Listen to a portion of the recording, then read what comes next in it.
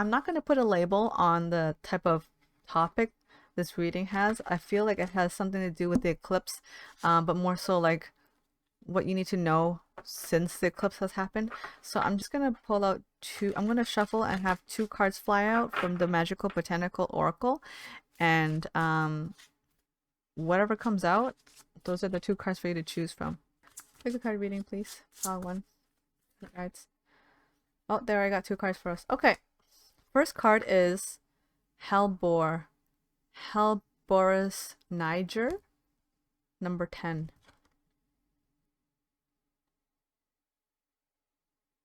Pile 2 is number 21.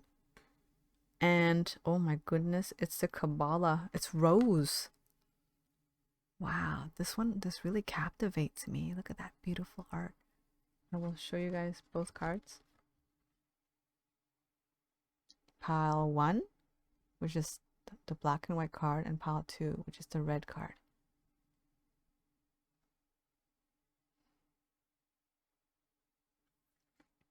I feel called to just start shuffling out the cards and channeling. So, I'm going to go ahead and read the meaning of the cards, and then I'm going to start pulling cards to dive deeper. So, pile 1, number 10. Latin name, Hellbore's Niger, and it has a death symbol on it. Planets, Venus, Saturn, Mars. Element, water. Magical meaning, Hellbore is a potent poison, warning us of its nature by burning the mouth when consumed and burning the skin with its sap when touched. This quality indicates its power as a powerful and caustic force to set boundaries and offer protection. In an incense, it is used to consecrate Saturn talismans and for calling the power of Mars. In folk magic, Hellbore would be used ritually to protect cattle from the malign influence of witches. Why would witches do anything to cattle? Despite this, Hellbore is also a plant associated with witchcraft and the witch goddesses Hecate and Ceridwen or Ceridwen. The root is often used in necromancy and to gain knowledge or inspiration from the unseen forces of the dark. These qualities are lent by its less obvious feature. It blooms in the wintertime, often under the snow, giving it the name Christmas rose. We have Christmas rose and actual rose. That's beautiful. This is yin yang. I love that. I love every single time how I do two pile pick reading. Somehow it goes into light and dark, yin yang. This is amazing. Okay. And its growing nature is often at the edge or within forests, though it can also take full light.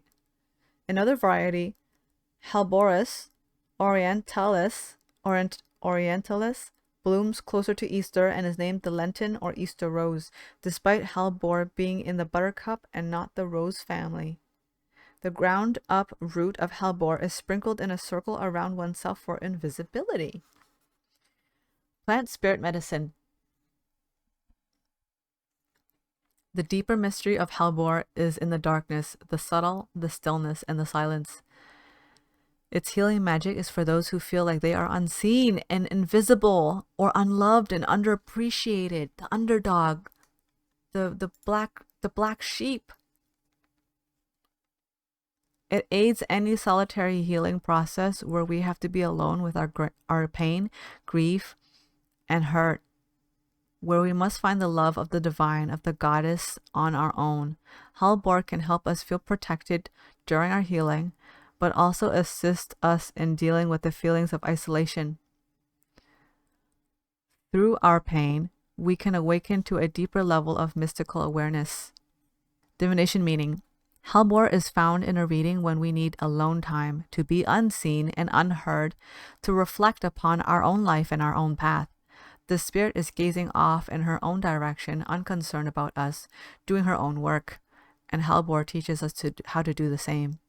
We might need to set the boundaries of our alone time more aggressively, as others could impede and pressure us to support their needs. When we are alone and unseen, we will bloom. That is so beautiful.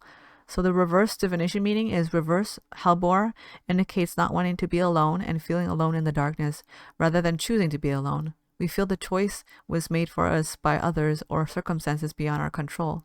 Look to the support of the ancestors and the dark goddess for comfort and wisdom in this time. Affirmation: I am silent and still to hear the voice of the goddess. That's beautiful. Okay, so let's pull cards to see what other messages we get for pile 1 that reinforces this Christmas rose. It could protect against other witches and any curse they may throw at people. Some curses target herds and... Oh! Nom nom nom nom. Nom nom nom. Look, I bought a new lighter from the dollar store and I wanted the rose one. It's rose! Christmas rose and rose! What's with this theme going on today? Okay, so there was like 5 different varieties and I wanted the rose one and I didn't tell the man, and he picked, he's like, you want this one? I'm like, yes, that's exactly the one I wanted. How did he know? How did he know? I could have wanted all the other designs. Messages for pile 1, please. The messages for pile 1. Oh, it's about confidence. It's about confidence. You got 4 of Cups,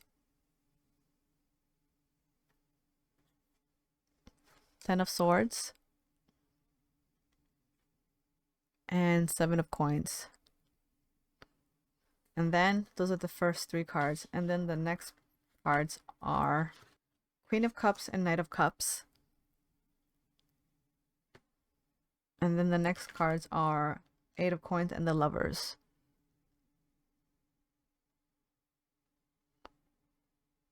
So I'm gonna channel now.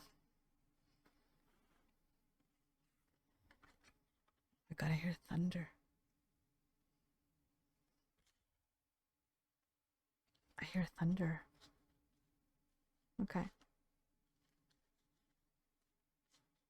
Messages for pile 1, please, Spirit Guides. There is a feeling of sadness here. I feel like I'm gonna cry, but I don't know why. So I'm gonna sink into this feeling and see what the messages are. You slept on yourself. You slept on yourselves way more often than you should have.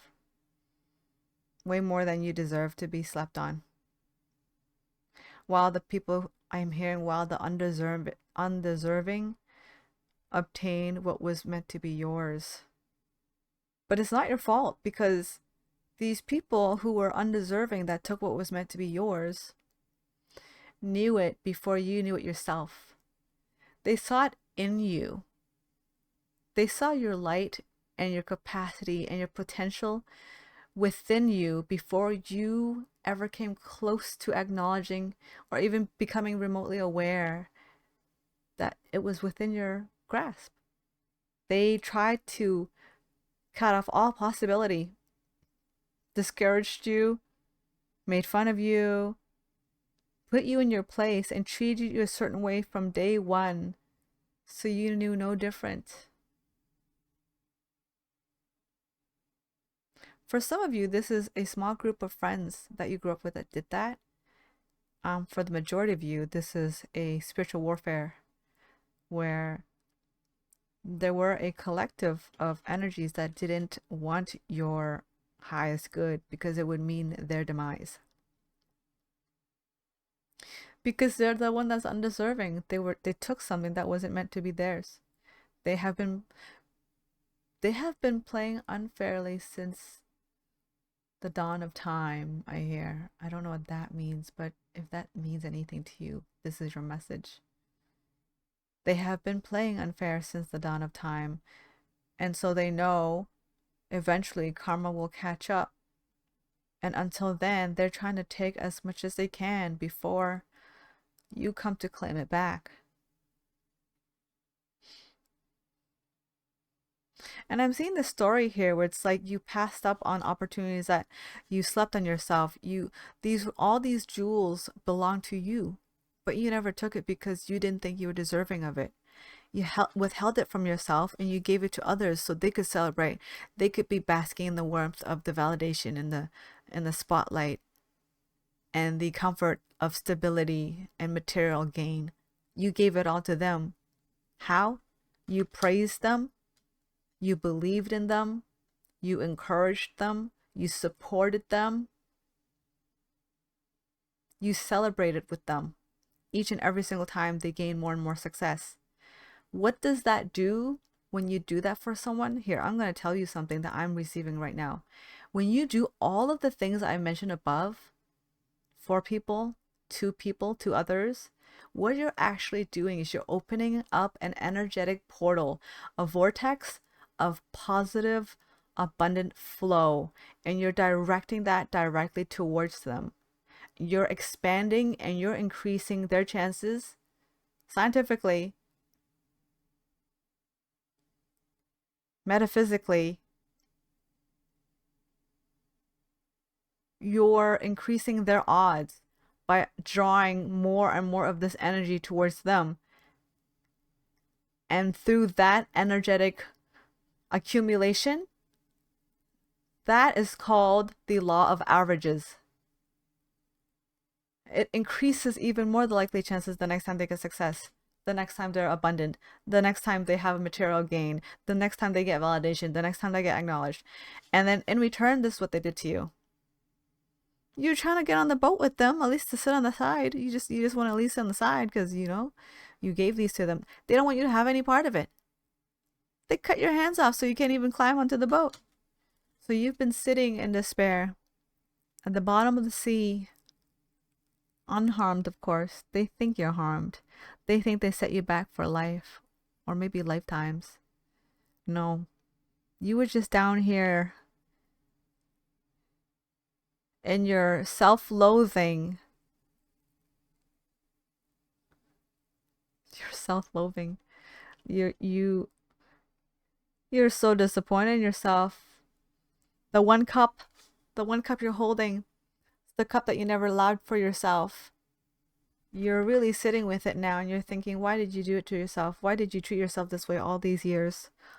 All these lifetimes?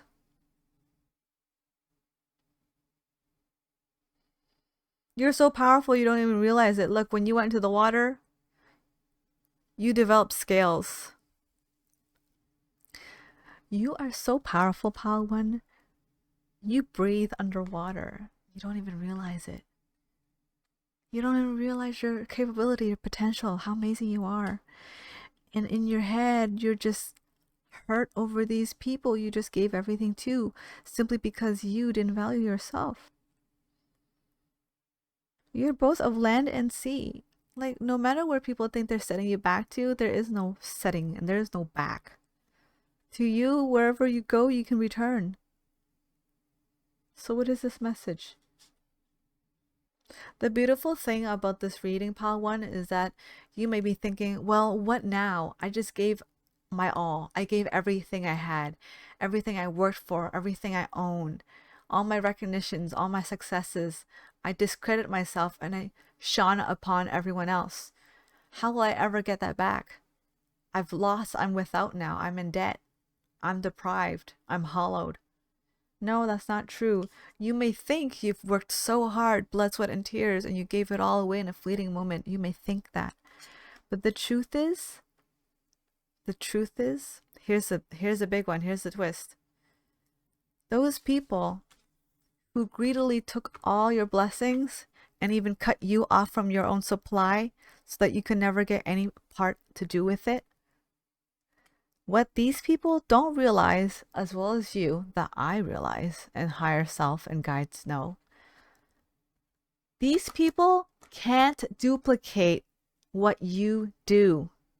Everything that they have, everything they've gained, everything they accumulated, it was because you gave it to them, because you allowed, you enabled them. It came from you. It came from you.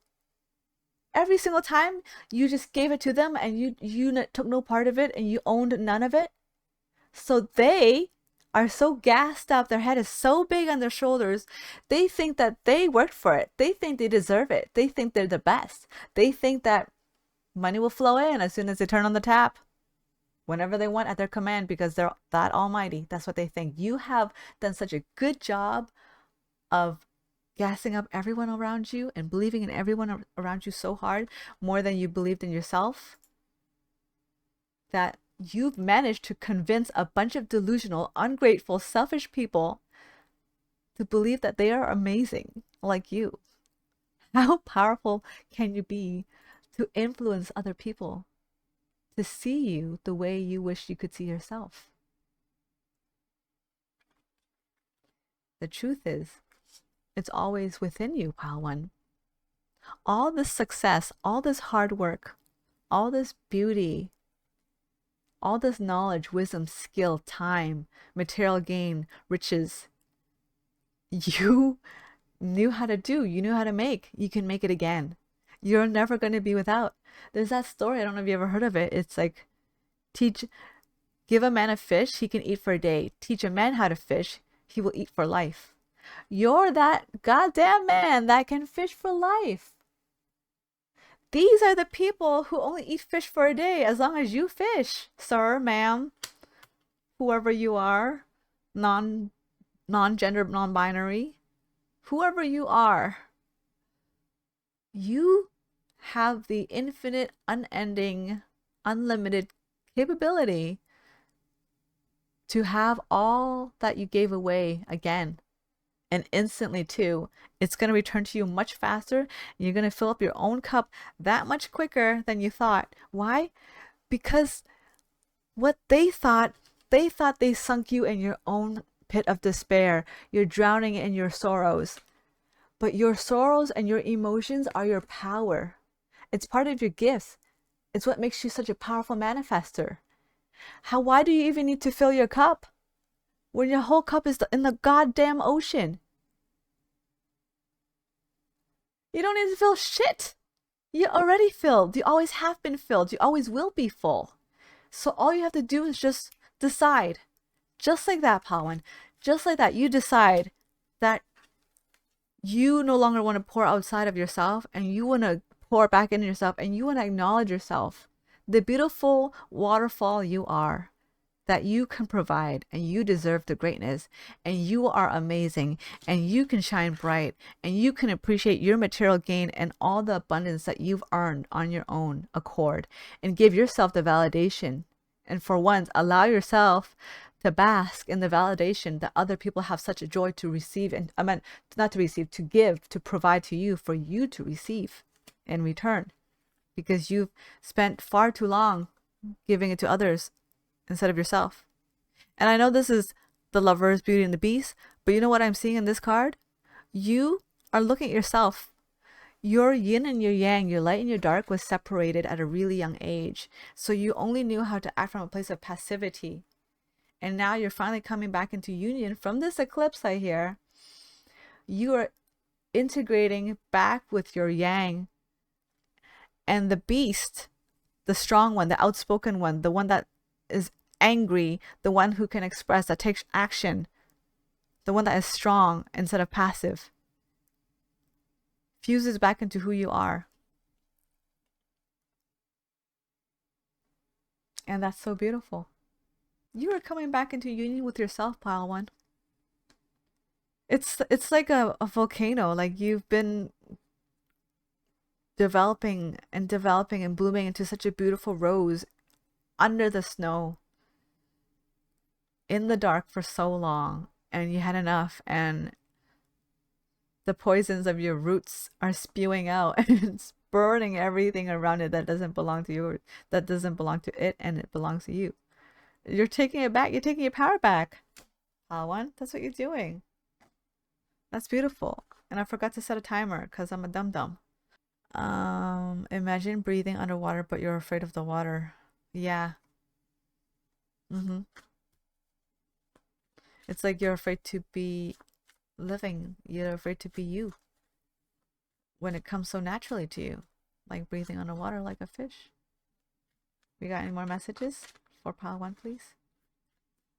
Any messages to wrap up the reading? Yeah. Okay. This is a very beautiful wrap up of the reading, pile one. You got Ace of Swords, the Star, and Six of Wands. So what that means is you're going to be the cycle breaker. You're going to be the one breaking the generational karma, the bloodline curse, the pattern that your ancestors and you have been repeating in all the lifetimes before and in this current lifetime. You're going to break that cycle. And it is destiny, it's fate, the star. It's meant to be. It's divine timing that it's now. Now is the time that you finally bloom and you take back what's yours and you come into full integration with your light and your darks. And you acknowledge the beauty in all of it. And you're not casting it aside, afraid that it's much more powerful than you can ever handle. The reason why you gave your power away before is because you were afraid of your own power. Wow, that's hitting me in the meow meow. Now it's going to make me cry. You are so powerful, pile number one, that you are so afraid of your power, you gave it away so you didn't have to hold it. You were too afraid to carry the burden of your power because you knew deep down inside what that entails. The sacrifices, the mistakes, the consequences, the duality of what it is you have to burden the moment you wield that power. That's why you foolishly gave it away. You gave it away because you believed everyone else could handle your power far better than you ever could. That's why you gave it away. But now that you're ready to be in your power, now that you believe in your own capacity to wield your own power, you're coming back for it. And the reason why you're able to have it returned so quickly as it is because it was never theirs to begin with. You just misplaced it. You misplaced it, that's all. But you could never disown it because it's your energy. It will always belong to you. And because of that, you will be successful in your endeavors. Whatever it is you wish to aspire for, all your repressed desires and dreams and goals, you're no longer going to hold yourself back anymore from letting yourself attempt to achieve it. You're going to learn so many beautiful things along the way and uncover so many beautiful blessings and hidden wisdom that will enhance your current gratitude and ability to acknowledge the beauty within and outside of yourself.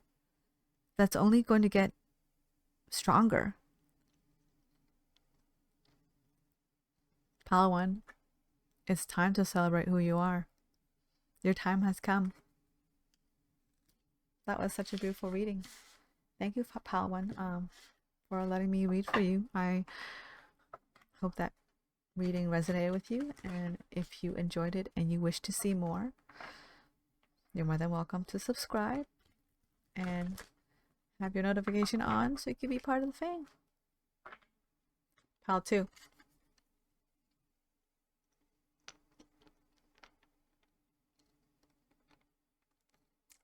Okay, 21. Rose. Latin name, Rosa rosaceae. Planets, Venus, Mars, Sun. Element, air, earth, water, fire. Wow. That's why it's Kabbalah. Magical meaning, blood is the rose of mysterious union. Wrote Jim Morrison. Isn't Jim Morrison like a rock artist? And no other flower is such a potent symbol of love and the life force as rose. Rose is a symbol of beauty and harmony, situated on the 6th sephirah, known as Tifereth, on the Kabbalistic tree of life. Oh, it's where the crotch is. That's why it says a flower there, I think. Yeah, it is. It's right in the center. Jim Morrison is the lead singer of The Doors. Oh, from End of the Doors. Thank you. In Jewish mysticism, the tree of life has 10 emanations of God that make up creation, and together they make up the completely realized human being, the perfected human. Today, magicians and witches explore these mysteries through Hermetic Kabbalah, and the rose is the preeminent flower of the Western occult traditions. As the lotus is to the east, rose, per her placement on the tree of life, is associated with the sun, the heart, and the sun. The Victorians considered the different colors of roses to have individual meanings: red for love, yellow for friendship, and white for purity. As Shakespeare said, no matter the color or variety, a rose by any other name would smell as sweet. Traditional folklore associates the rose with Venus for magnetic love and friendship, as the scent attracts. Rose petals are used in all manner of love spells to draw a lover to you. Ooh, likewise, due to its protective thorns, the rose is also ruled by Mars to a lesser extent. As the flowers of Venus certainly overshadow the thorns of Mars, because of this, roses are also considered protective and are often visualized in the aura of a psychic practitioner, firmly holding energetic boundaries while still remaining friendly. Plant spirit medicine. The simple rose is the supreme healer of the heart, helping us feel more fully embodied and anchored in the love of the heart. Rose holds the vibration of unconditional love, and that unconditional love is the source of all healing. The heart of the rose is the simple 5-petaled pattern, no matter how complex it appears, and the 5 petals are like the points of the witch's pentacle, balancing the water of emotions, the air of intellect, the earth of the body, and the fire of passion with the harmony of spirit. The pentacle both protects us from spiritual harm and opens the gates to the forces we need in order to grow in our lives while keeping our focus upon divine love. Divination meaning. Rose tells us to seek love, beauty, and harmony in our life. Rose stands in the center of the tree, making the sign as above so below, and crowned in divine knowledge. Center yourself in the heart and feel all of creation spread above, below, and around you. Find the beauty in yourself, find the beauty all around you, and see what opportunities for true divine love can be found in your current situation. The root of the rose is the harmony of the sun and the heart of the tree of life itself. As she stands upon the earth and keeps the mysteries sub rosa, rose can appear in a reading when you need to open more deeply to your spiritual path and seek the center. Reverse divination meaning. Reverse rose asks you to look at where you might be unbalanced and lacking harmony. Are you closed down to love? Are you blind to beauty? Love and beauty can be found in all things, even the most devastating. It does not diminish the harm or pain, but helps us move through it and take appropriate action. Rose can also indicate speaking too much and need to keep things secret, or sub rosa. Affirmation. I am divine love, beauty, and harmony.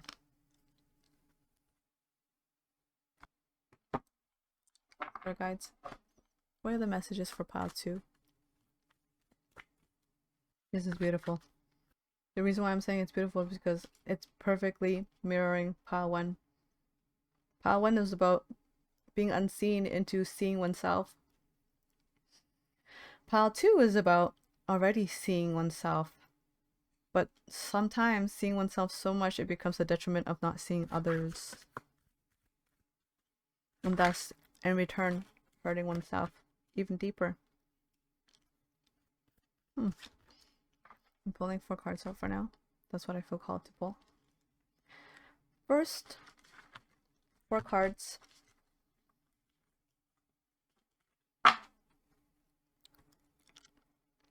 Tree of Swords. Tree of Swords! 3 of Swords.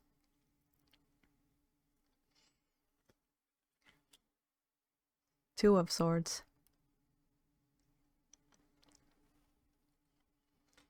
Ten of Cups.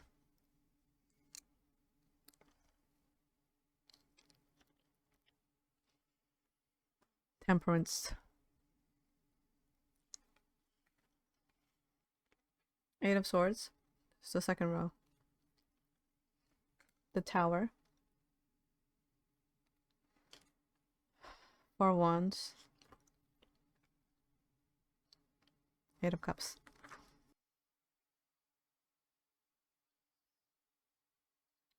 How to? I'm getting a really strong message about family and about now that you're coming into your own and you're going to venture out there to meet someone to start your own family. There's a warning to be careful not to repeat the cycle of your bloodline or your lover's bloodline. To keep the generational karma that's been severed by you from reconnecting again. And how you could do that is to be very wary not to be exhibiting behaviors or learn from your family to handle hardships the way they have. Because if you do that, you will be harming yourself and your loved ones in the future. And this is interesting. A shadow that can arise is that you won't think that you would do that, pile 2, but when you separate off and you go and live and be on your own, there's a part of you that will miss that toxicity, that will miss that shadow and the struggle, and not just the sweet, but also the bitter times that you have had with your family. And in order to continue remembering them, you too also hold on to the shadows so you can embody all aspects of your family to emulate this feeling of comfort and safety that you've always known, instead of venturing out into the unknown to foster and cultivate and ultimately design a whole new emotional landscape of a possible reality that you should and could evolve into and progress toward. But instead, you stay stagnant because you don't want to lose any memories of your loved ones.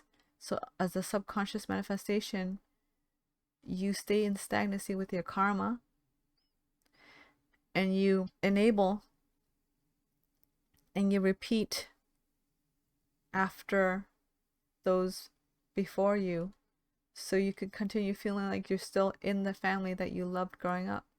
But what you don't realize is this sort of action and choosing to keep these shadows actually creates the same trauma to your children passed onwards, the same way you experience trauma from your parents when they passed it on to you. So even then, shadows come from a place of love.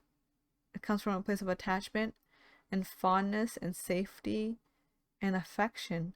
It's very interesting. I've never seen the dark in this way or the shadow in this way, but it makes a lot of sense.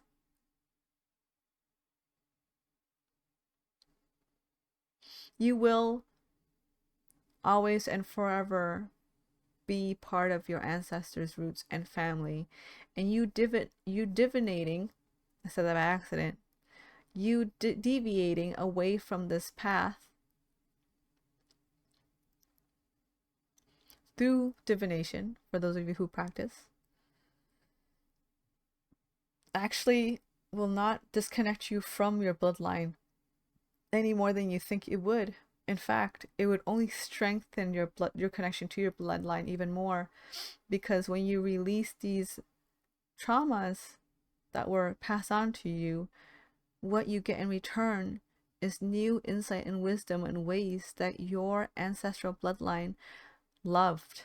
Not the way they hated, not the way they dealt with pressure, not the way that they stressed out and worried and cried over you, but instead you trade and sacrifice that up for discovering the ways that they celebrated, cried tears of joy and laughter and desire and longing to have more for you and your happiness.